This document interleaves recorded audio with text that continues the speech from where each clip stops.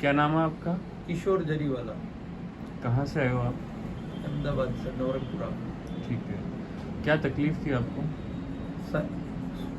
Frozen shoulder का problem था, pen हो रहा था। और कितना सेशंस आपने लिया? मैंने 5 सेशन लिया। 5 सेशन लिया। क्या एक्सपीरियंस है अभी? ना अभी अच्छा है। पहले मेरे को सोते टाइम पे भी ये इस साइड में, लेफ्ट साइड में मेरे को पेन हो रहा था। अभी पेन खत्म है।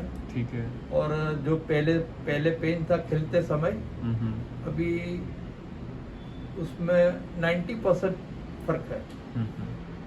और मूवमेंट? मूवमेंट भी ठीक है, अच्छी है। ठीक है, ऊपर ले जाओ, देखिए हाथ को। ठीक है।